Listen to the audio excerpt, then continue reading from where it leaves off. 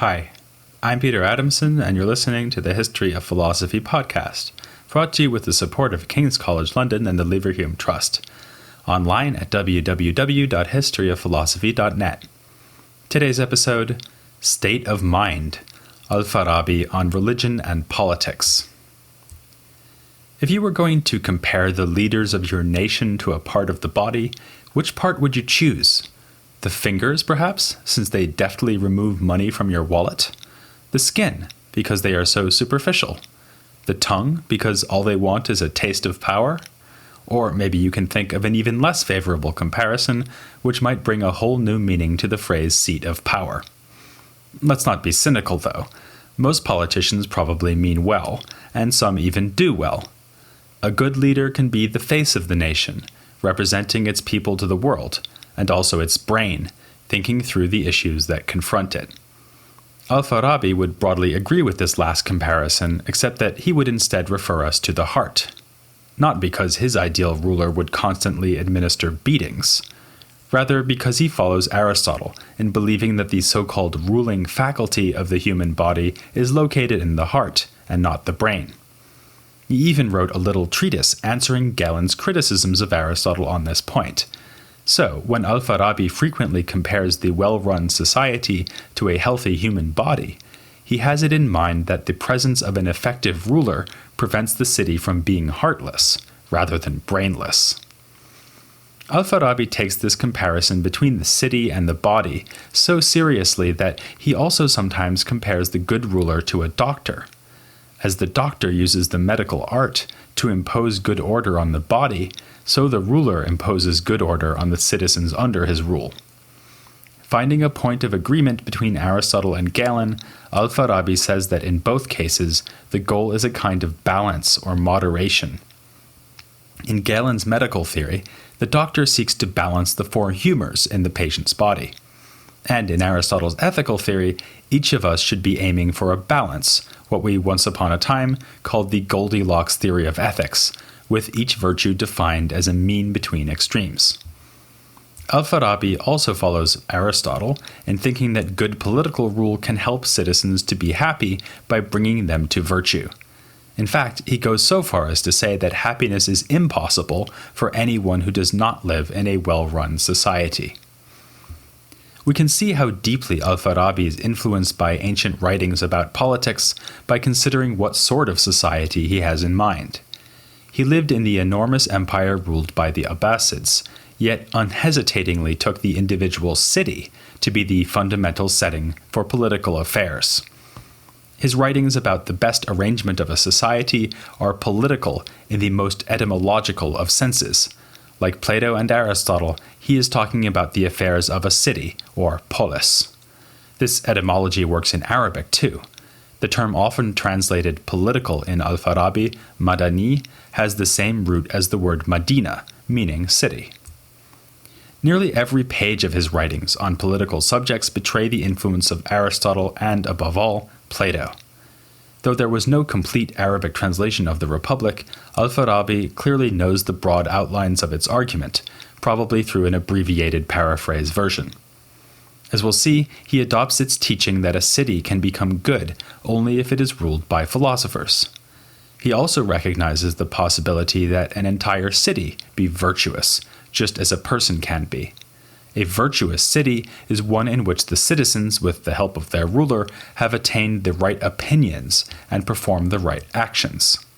By contrast, ignorant cities are full of people doing the wrong things because they hold the wrong opinions.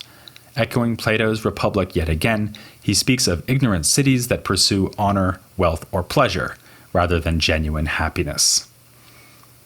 Notice that Al-Farabi speaks in terms of the opinions rather than the knowledge that should ideally be possessed by citizens.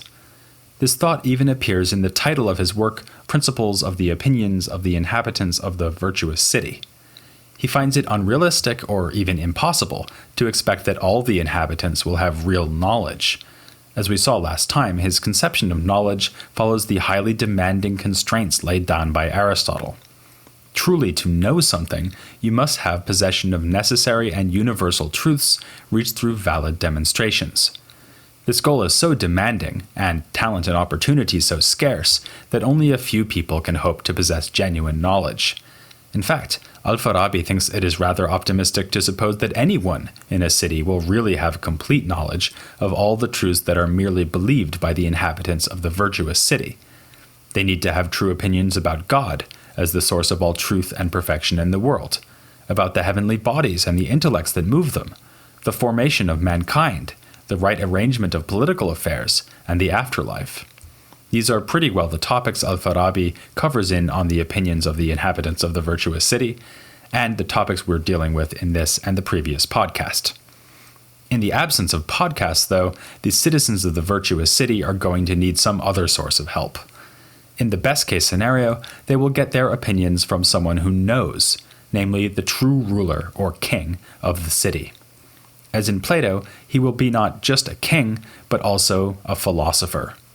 His intellect will be completely realized by receiving an emanation, not from the internet as with a podcast, but from the separate active intellect.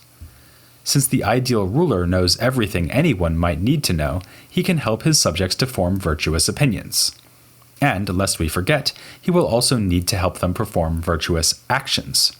Without his guidance, the citizens will lack the right goals because of the false opinions they have regarding practical affairs. Following late ancient classifications of knowledge, Al-Farabi divides up philosophy into theoretical and practical. For him, the practical is defined as the sphere of the voluntary, so practical philosophy is relevant wherever choices must be made. Since it is a kind of philosophy, it will involve the grasp of necessary, universal truths.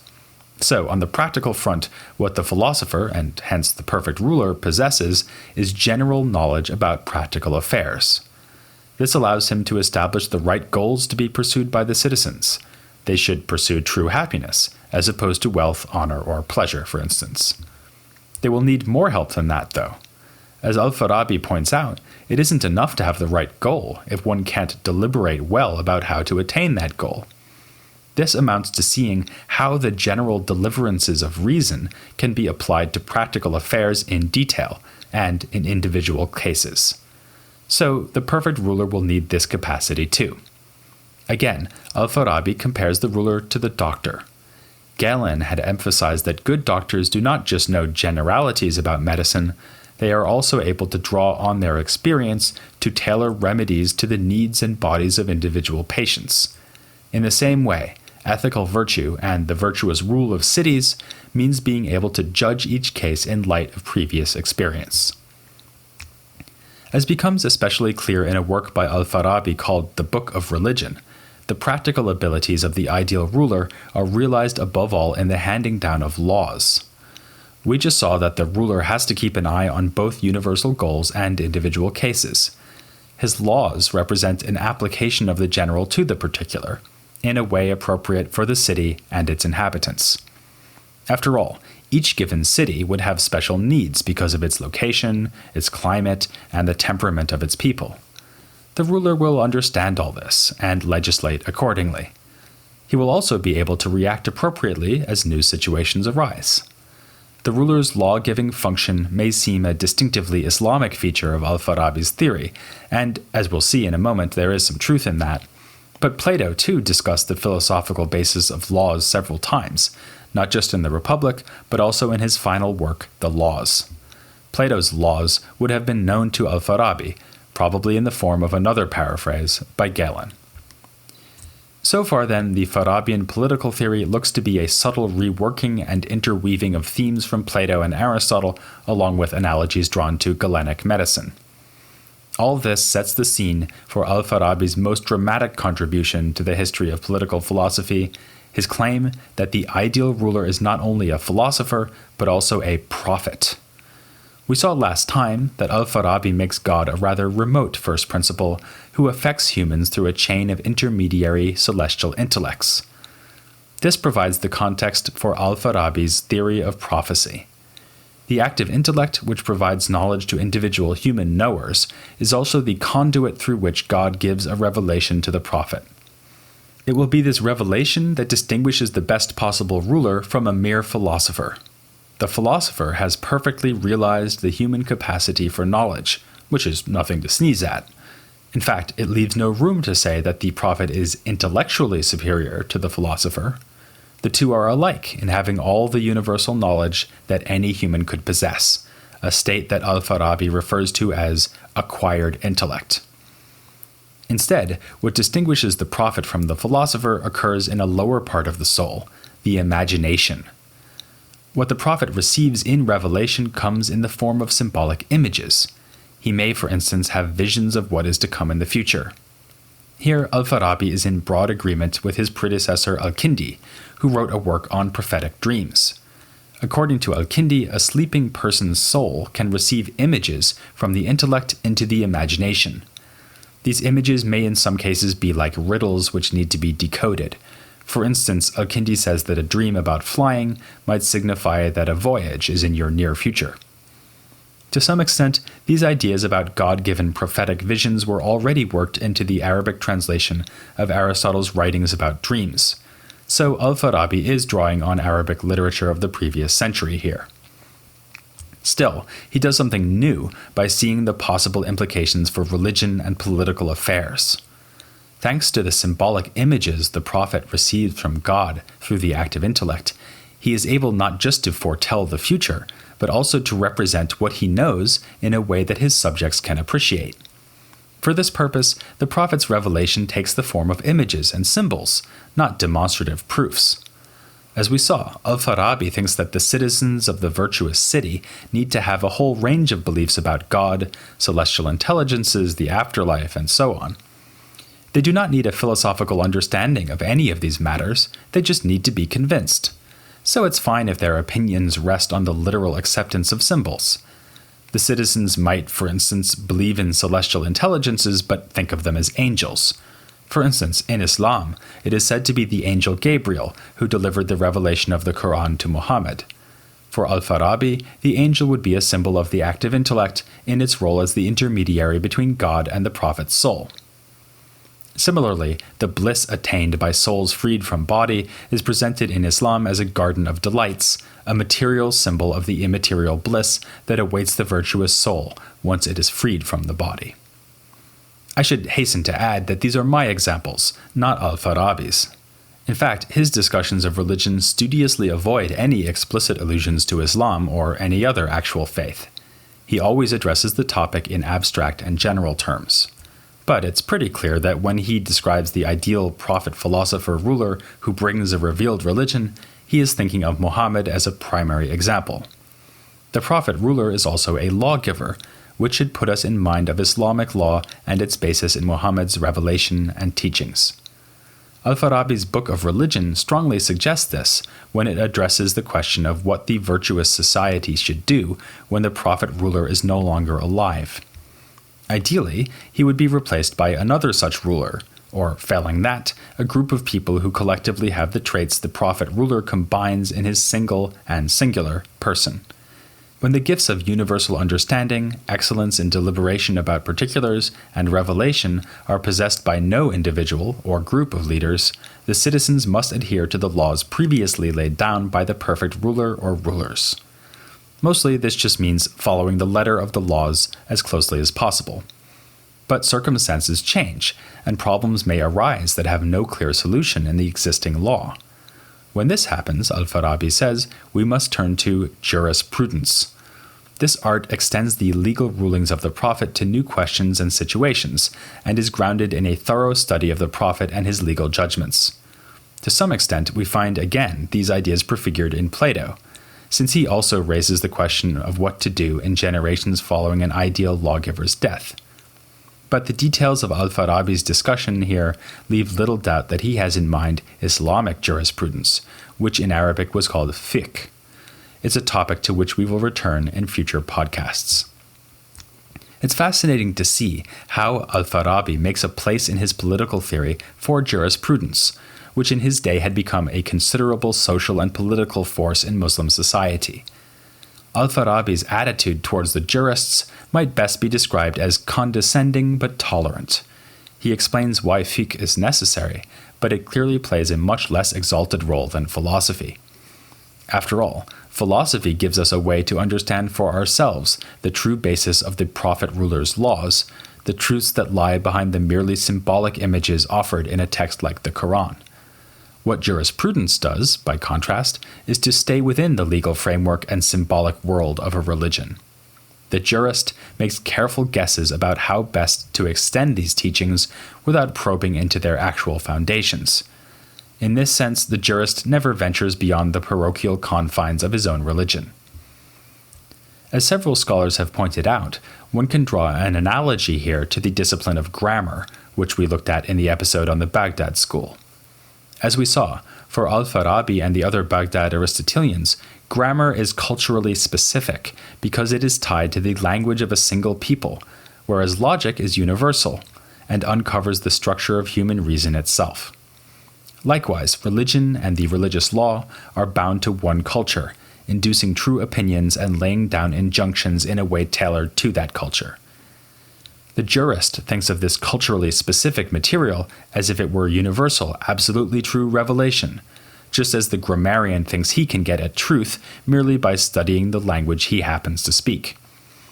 Ironically, a similar accusation is sometimes thrown at today's analytic philosophers, who occasionally seem to think that we can do philosophy by studying language, and that English is the only language that exists. Farabian philosophy, by contrast, is ostentatiously and explicitly universal.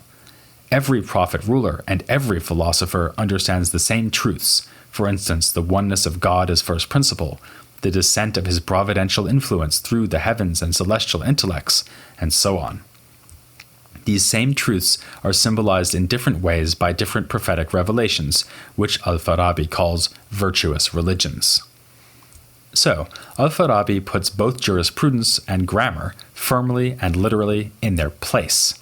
They play a useful role but are limited to the perspective of the here and now, a limitation usually ignored by the jurists and grammarians themselves. Regarding a third intellectual tradition which was also blossoming in his day, he is still more dismissive. This is rational theology, or kalam. In principle, al-Farabi leaves an opening for kalam to play a similarly limited but still useful role. He associates theology with dialectic, which is the practice of arguing from agreed premises rather than offering demonstrations that can be traced back to solid first principles. And he admits that dialectic can be of great use, for instance to defend a virtuous religion from its detractors. In practice, though, he thinks that the practitioners of religious dialectic in his own society are like what comes next after your spouse says, "Honey, we need to talk." Seriously bad news. In a rather amusing discussion of theology in his work The Enumeration of the Sciences, al-Farabi lists the different kinds of theologian, or practitioners of kalam. None of them are conscious of the dialectical nature of their enterprise and the modesty of its aims in comparison to the demonstrative majesty of philosophy. Instead, some theologians are of the view that even the most advanced human will be as a child compared to God. For these theologians, there is no point using human reason to guess at the truths underlying God's message, or even to ratify those truths. Instead, we should accept the prophet's veracity on the basis of the miracles he performed and take his revelation at face value. Other theologians are more troubled by the surface meaning of revelation and try to eliminate its apparent implausibilities. Here, al-Farabi might be thinking, for instance, of passages in revealed texts that depict God as a physical being.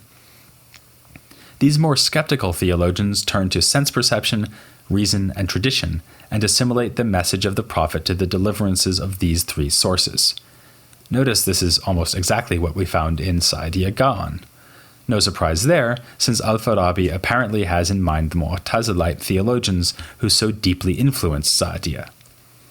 Next, there are some theologians who are just interested in interreligious debate. They content themselves with pointing out implausibilities in other religions, to distract opponents from the implausibilities of their own faith. Still others will stoop to mendacious tricks to win in debates with members of other religions. This is no-holds-barred dialectic, which al-Farabi compares to the fact that all is fair in war, if not in love. It seems clear that these scheming deceivers are the most despicable representatives of kalam. but all the groups described here are subject at least to self-deception, even if they don't deliberately deceive others, and none of them can hope to attain knowledge as the philosopher does. Actually, looking back now over the last 2 episodes, it strikes me that one central theme, if not the central theme, of al-Farabi's philosophy has been knowledge. For this reason, I would like to take a closer look at this theme of knowledge, not only in Al-Farabi, but also looking ahead to what we will find in the Great Avicenna. Demonstrate your faith in the podcast by joining me for an interview on these topics with Deborah Black, next time on The History of Philosophy Without Any Gaps.